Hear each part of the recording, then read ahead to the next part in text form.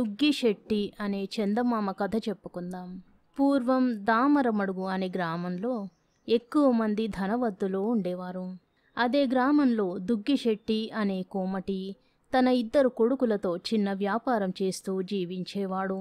దుగ్గిశెట్టి ఒకప్పుడు బాగా ఉన్నవాడే, కానీ వ్యాపారంలో అపారంగా నష్టపోయి ఒక పెద్ద ఇల్లు తప్ప మిగిలిన ఆస్తి అంతా పోగొట్టుకున్నాడు. అయినా ఆయన నిరుత్సాహపడలేదు. కలిసి రాకపోతుందా అని చిన్న ఎత్తున మళ్ళీ వ్యాపారం ప్రారంభించాడు. ముసలితనం ముంచుకొచ్చినా పూర్వపు స్థితికి తిరిగి చేరుకోవాలన్న ఆశ దుగ్గిశెట్టికి పోలేదు. ధనిక గ్రామం కావడం చేత దామరమడుగుకు అప్పుడప్పుడు బంతిపోటు బెడద ఉండేది. బంతిపోటు దొంగలు వస్తారని తెలియగానే గ్రామస్తులు తమకున్నదంతా ఎక్కడైనా రహస్యంగా పాతిపెట్టో వెంట తీసుకునో ఇతర గ్రామాలకు పారిపోయేవారు. అలాంటి బెడద మరొకసారి సంభవించింది. బంతిపోటు వస్తున్నట్టు తెలిసి అందరూ గ్రామం ఖాళీ చేశారు. దుగ్గిశెట్టి మట్టుకు తన కొడుకులతో, నేను మీతో పాటు రాలేను, 2 రోజుల పాటు ఇక్కడే తల దాచుకుంటాను. మన పెరట్లో గడ్డివాము మధ్య కాస్త చోటు చేసి నాకు కూడు నీరు పెట్టి వెళ్ళండి అన్నాడు. దుగ్గిశెట్టిని కొడుకులు గడ్డివామిలో ఉపాయంగా దాచి వెళ్లారు. బంతిపోటు దొంగలు గ్రామానికి రానే వచ్చారు. తన అనుచరులు ధనం కోసం ఇల్లిల్లు గాలిస్తూ ఉంటే వారి నాయకుడు గుర్రం మీద వీధి వెంబడి వచ్చాడు. దొంగలు ఊళ్ళ మీద పడి దోచుకున్నదంతా 2 సంచులలో గుర్రానికి అటూ ఇటూ వేలాడుతున్నది. లంకంత ఇల్లు, పెరడు దొంగల నాయకుడు దృష్టిని ఆకర్షించాయి. ఆ ఇల్లు, పెరడు దుగ్గిశెట్టివే. దొంగల నాయకుడు తన పెరట్లోకి గుర్రం మీద రావడం చూడగానే దుగ్గిశెట్టికి ప్రాణం కడబట్టినట్టయింది. దొంగ చేసేదంతా ఆయన శ్రద్ధగా గమనించసాగాడు. దొంగల నాయకుడు తన గుర్రాన్ని గడ్డివాము పక్కన ఒక రాతికి కట్టేసి ఇంట్లో ఏమైనా దొరుకుతుందేమో చూడడానికి లోపలికి వెళ్ళాడు. ఆకలి మీద ఉన్న గుర్రం వామిలో నుంచి గడ్డి లాగి వెయ్యసాగింది. అదే సమయం అనుకుని దుగ్గిశెట్టి గడ్డివాములో నుంచి బయటికి వచ్చి గుర్రం కట్టు విప్పి దానిమీద ఉన్న ధనం సంచులు 2 తీసుకుని వామి మధ్యకు వెళ్ళిపోయి గడ్డి అడ్డం పెట్టుకున్నాడు. కట్టు విప్పిన గుర్రం యథేచ్ఛగా పెరడంతా తిరుగుతూ పచ్చిగా మేయసాగింది. ఇల్లంతా గాలించిన దొంగల నాయకుడికి విలువగలది ఏమీ దొరకలేదు. అతను తిరిగి పెరడులోకి వచ్చేసరికి గుర్రం కట్టు విప్పుకొని దూరంగా పోయి గరిక మేస్తున్నది. దానిమీద ధనపు మూటలు లేవు. మూటలు ఎక్కడ పడిపోయాయో అని దొంగల నాయకుడు పెరడంతా వెతుకుతుండగా అతని అనుచరులు అక్కడికి వచ్చారు. వాళ్ళను చూస్తూనే దొంగల నాయకుడు గుర్రం మీది 2 మూటలను మీలో ఎవరన్నా తీశారా అని అడిగాడు. దొంగలు ఒకరి మొహాలు ఒకరు చూసుకున్నారు. తమను మోసం చెయ్యడానికి తమ నాయకుడు దోచినదంతా ఎక్కడో దాచి అది పోయినట్టు నటిస్తున్నాడన్న అనుమానం సహజంగా దొంగలకు కలిగింది. ఊళ్ళో మనం తప్ప ఒక్క పురుగు లేదు, మూటలేమో తేలికైనవి కావు, ఎలా మాయమవుతాయి అని దొంగలు తమ నాయకుడిని నిలదీసి అడిగారు. పోయిన మూటల కోసం వాళ్ళు కూడా తెగ వెతికారు. కానీ ప్రయోజనం లేకపోయింది. ఆ మూటల ఆరా తీసే భారం దొంగల నాయకుడు తాను చూస్తానన్నాడు. మర్నాడు దొంగలు గ్రామం వదిలి వెళ్లారు. వాళ్ళు వెళ్ళిపోయిన వార్త అందగానే గ్రామస్తులు తిరిగి వచ్చారు. దుగ్గిశెట్టి మూటలను తన ఇంట్లోనే రహస్యంగా దాచాడు. ఆయన తన కొడుకులతో ఈ సంగతి ఏమీ చెప్పలేదు. ఆ మూటల ఆరా తాను తీస్తానని దొంగల నాయకుడు ప్రతిజ్ఞ చేయడం ఆయన విని ఉన్నాడు. ఆయన అనుకున్నట్టే దొంగల నాయకుడు గుర్రాల వర్తకున్నని చెప్పుకుంటూ ఆ గ్రామం వచ్చి ఊళ్ళో ఉండే ధనికులను గురించి అడగసాగాడు. ఇటీవల అకస్మాత్తుగా ఎవరన్నా ధనికులయ్యారేమో తెలుసుకుందామని వాడి ఉద్దేశం. దుగ్గిశెట్టి వాని చూడగానే గుర్తుపట్టాడు. దొంగ ఆ రాత్రి తన ఇంటికి రావచ్చునని దుగ్గిశెట్టికి అనుమానం తగిలింది. అందుచేత ఆయన 1000 కళ్ళతో తన పెరడును కనిపెట్టి ఉన్నాడు.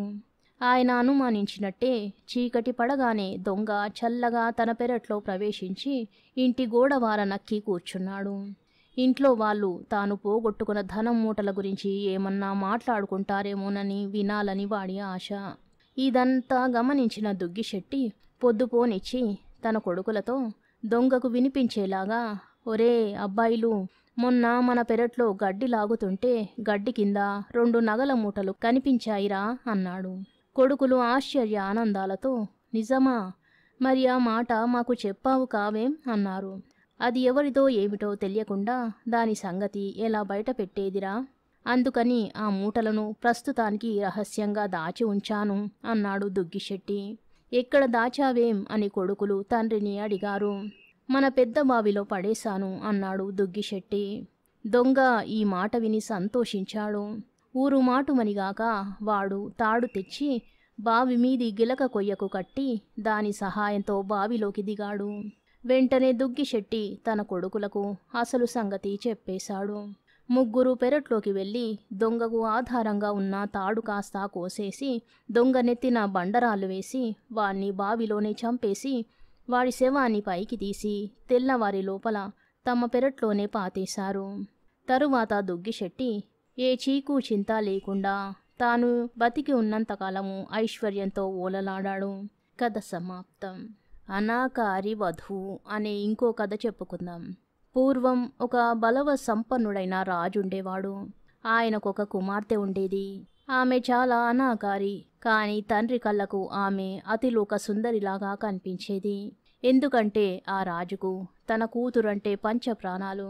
తండ్రి తనను సాటిలేని సుందరి అంటుంటే కుమార్తె కూడా తను అందగత్తెనని అనుకునేది. రాజుగారి మాట కాదనే ధైర్యం లేక ఆయన కింద కొలువు చేసే వారంతా రాజకుమార్తె అందాన్ని వేనోల్లా పొగుడుతూ ఉండేవారు. రాజకుమార్తెకు యుక్త వయసు వచ్చింది. రాజు ఆమెకు వివాహం చేయ నిశ్చయించి ఒక దూరదేశపు రాజకుమారుణ్ణి వరుడుగా ఎన్నుకున్నాడు. ఆ కుర్రవాడు బుద్ధిమంతుడు, తెలివితేటలు గలవాడు. అతని తండ్రి రాజకీయ కారణాల వల్ల ఈ సంబంధం అనుకూలంగా భావించి కొడుకును పెళ్లికి ఒప్పించాడు. రాజకుమారుడు తండ్రి చెప్పగానే ఒప్పుకున్నాడు. ఎందుకంటే అతని మనసు ఎవరి మీద లగ్నమయ్యి ఉండలేదు. తనకు తండ్రి నిర్ణయించిన రాజకుమార్తె అందగత్తె అని పుకారు కూడా ఉన్నది. కానీ అతను తీరా బయలుదేరి వచ్చి తాను పెళ్లాడనున్న వధువును చూసేసరికి అతనికి కంపరం పుట్టుకొచ్చింది. అతను ఆమె సరసన కూర్చోడానికి ఒప్పుకోలేదు. అదేం అన్నాడు వధువు తండ్రి. అబ్బో, ఇంత అందం చూసేసరికి నా కళ్ళు జిగేలుమంటున్నాయి, ఒళ్ళంతా కంపరమెత్తుతున్నది. నన్ను క్షమించండి అన్నాడు వరుడు. నీకు కాబోయే భార్య కాదుటోయ్, అంత బిడియపడితే ఎలా అన్నాడు వధువు తండ్రి. ఇంత అంతగత్తెను నేను పెళ్లాడజాలను. నేను ఆమెకు ఎంత మాత్రమో అర్హుణ్ణి కాను. నన్ను మీరు మన్నించాలి అన్నాడు వరుడు. అంతా నిశ్చయమయ్యాక పెళ్లి కొడుకు ఇలా వెనక అడుగు వెయ్యడం చూసి రాజుకు సహించరాని ఆగ్రహం వచ్చింది. కానీ అంతలోనే రాజకుమార్తె తన తండ్రితో, నా అందానికి రాజకుమారుడు తగని పక్షంలో నేనొక విద్వాంసుని పెళ్లాడతాను అన్నది. రాజు ఆస్థాన విద్వాంసుని దగ్గరకు పిలిచి, ఏమయ్యా, నిన్ను మించిన విద్వాంసుడు మన దేశంలో లేడు. అందుచేత నువ్వే అమ్మాయిని పెళ్లాడు అన్నాడు. విద్వాంసుడు వణికిపోతూ, మహారాజా, ఇదెక్కడి కద్దా? అదివరకే ఒక ఆమెను అగ్నిసాక్షిగా పెళ్లాడి బిడ్డలను కన్నవాణ్ణి, శ్రోత్రియుణ్ణి. నన్ను వర్ణాంతర వివాహం చేసుకోమని తమరు కోరడం భావ్యం కాదు అన్నాడు. బ్రాహ్మణులు 4 వర్ణాల కన్యలను పెళ్లాడవచ్చునని శాస్త్రాలు చెబుతున్నాయి అన్నాడు మంత్రి. దానికేమంటావు? అమ్మాయి విద్వాంసుని చేసుకుంటానంటున్నది. ఆమె కోరిక నా ఆజ్ఞతో సమానం.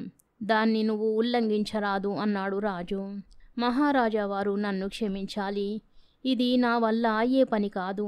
తమ ఆజ్ఞ పాలించినందుకు ఏ శిక్ష విధించినా సంతోషంగా భరిస్తాను అన్నాడు విద్వాంసుడు. రేపు ఉదయం లోపల నా దేశం విడిచి వెళ్ళు అన్నాడు రాజు ఆగ్రహావేశంతో. పరిస్థితి విషమించింది. ఈ రాజు తనను కూడా శిక్షించవచ్చునని వరుడుగా వచ్చిన రాజకుమారుడికి తోచింది. మహారాజా, రాజకుమార్తె వివాహం జరిగి తీరాలి, జరుగుతుంది కూడాను. అందుకు నేనొక సూచన చేస్తాను. నచ్చితే మీరలా చెయ్యవచ్చు అన్నాడతను.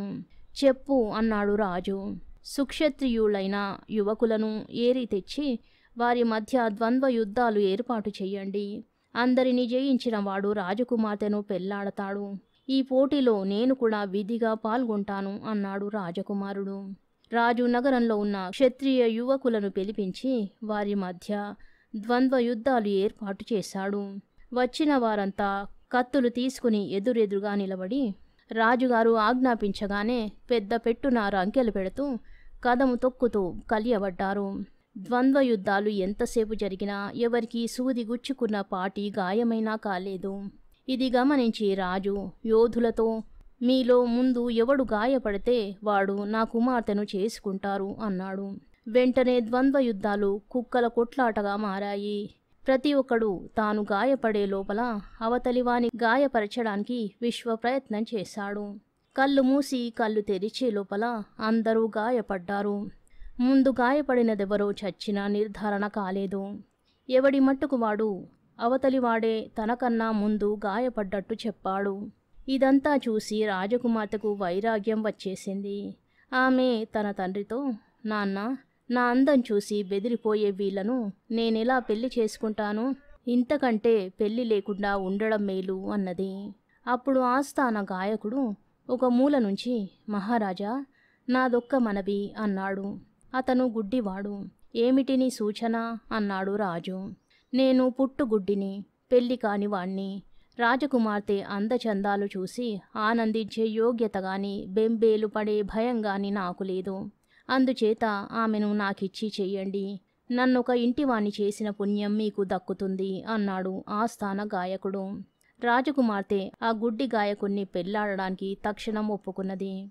రాజు సంకోచించకుండా ఇద్దరికీ పెళ్లి చేసేశాడు. ఆ దంపతులిద్దరూ ఎంతో అన్యోన్యంగా జీవించారు. కథ సమాప్తం. శుభం.